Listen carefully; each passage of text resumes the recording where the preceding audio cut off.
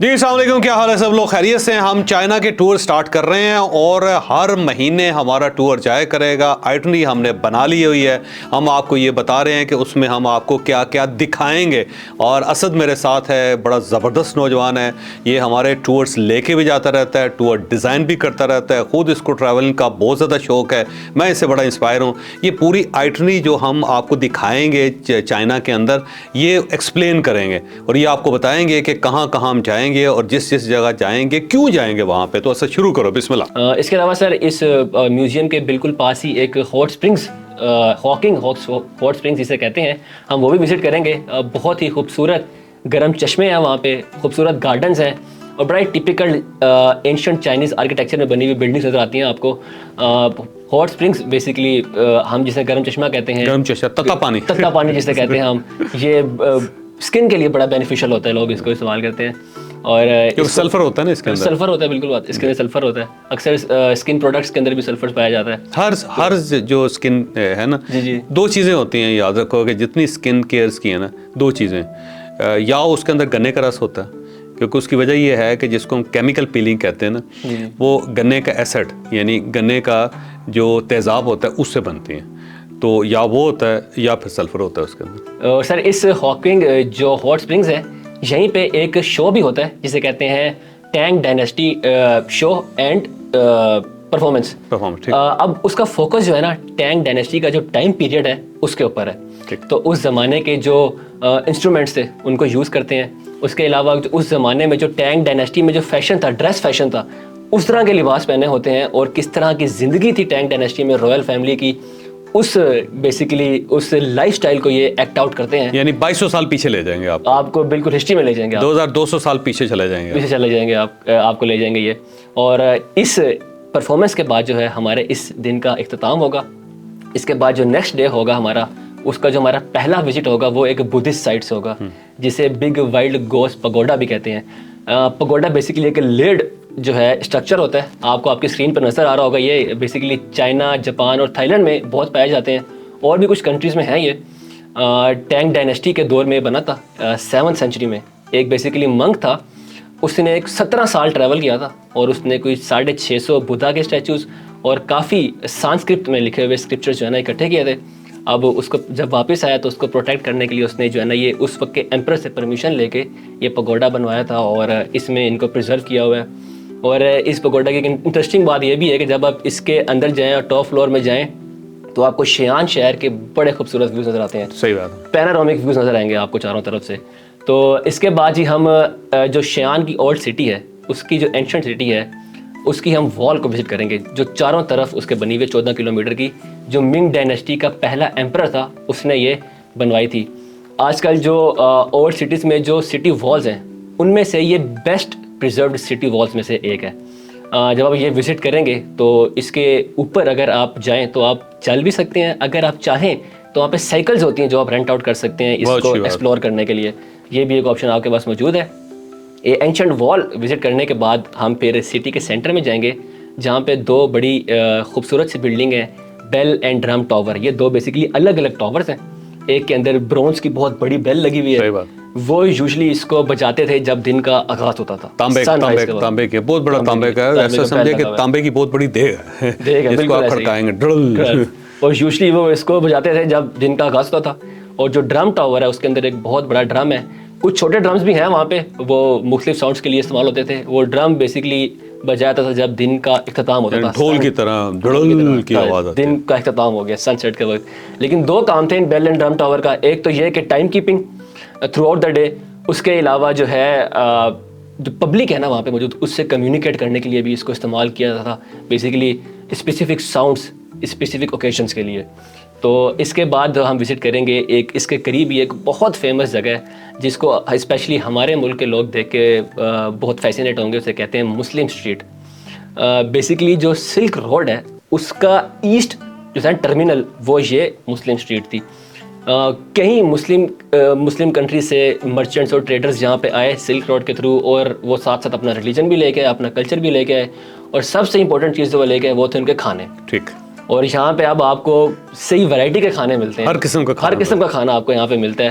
آپ کے پاس چوائس ہی چوائس ہے. آپ کسی مسلم خطے سے آ رہے ہیں, دنیا بھر سے سر لوگ, اس کو صرف مسلم ہی نہیں دنیا بھر سے لوگ ادھر آتے ہیں سر مسلم اسٹریٹ کو انجوائے کرنے کے لیے. تو آپ ہزار سال سے چل رہی ہے. بالکل ایسا ہی ہے. تو آپ کو یہاں صرف فوڈ کی ورائٹی نہیں ہے, اس کو یہاں پہ لوگوں کی ورائٹی ہی ملے گی, آپ کو کلچر ورائٹی بھی ملے گی, کلچر ورائٹی ہی ملے گی. اور وہاں پہ نا کلچر ایونٹس بہت ہو رہے ہوتے ہیں شام کے, وہ کوئی بندر کا ناچ دکھا رہا ہے وہاں پہ, کوئی کارڈز رکھ کے بیٹھا ہوا ہے وہ کر رہا ہے اس ٹائپ کا. دوسرا چھوٹی چھوٹی ریڑیاں ہیں جس کے اوپر آپ کو سستی چیزیں مل جاتی ہیں, اور وہ بھی کلچرل چیزیں ہیں وہ بھی ہیں. تو کھانا بھی ہے, چائے بھی ہے, سویٹ ڈشز بھی ہیں, اس کے ساتھ ساتھ یہاں پہ کلچر جو ہے نا وہ بھی ہے, اور چھوٹی چھوٹی شاپنگس بھی کر سکتے ہیں آپ. بہت ورائٹی, مطلب بہت ورائٹی.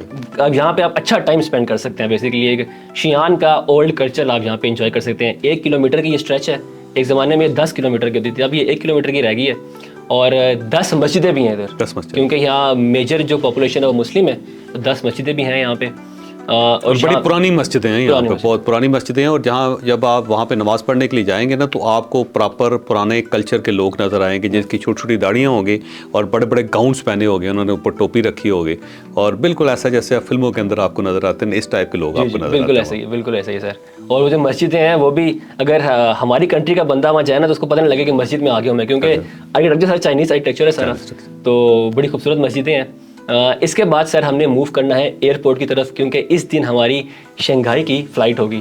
ہاں جی, 2 گھنٹے کی ہماری یہ فلائٹ ہوگی, اور شنگھائی پہنچیں گے ہم. لیکن شنگھائی کی طرف جانے سے پہلے اگر آپ نے ابھی تک ہمارا ٹور بک نہیں کیا, تو آپ کی اسکرین کے اوپر نمبر آ رہا ہے, فوری طور پر ہمارے نمائندے سے رابطہ کریں تاکہ آپ ہمارے اس ٹور کا حصہ بن سکیں. بالکل جی.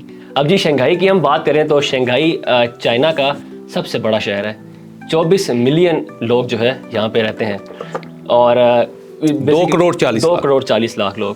اور جو ایک گروس میٹروپولیٹن پروڈکٹ ہوتی ہے کنٹری کی, جو کہ ایک اکنامک آؤٹ پٹ ہوتی ہے کنٹری کی جو پروڈیوس کرتی ہے, اس شہر کی $1.9 ٹریلین ہے.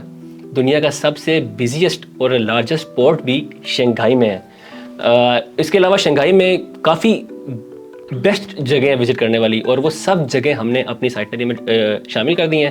پورا ایک فل ڈے ٹور ہوگا جس کا ہم آغاز کریں گے. ایک وہاں پہ بہت خوبصورت واکنگ کے لیے ایک ٹریک ہے جسے کہتے ہیں دا بونڈ.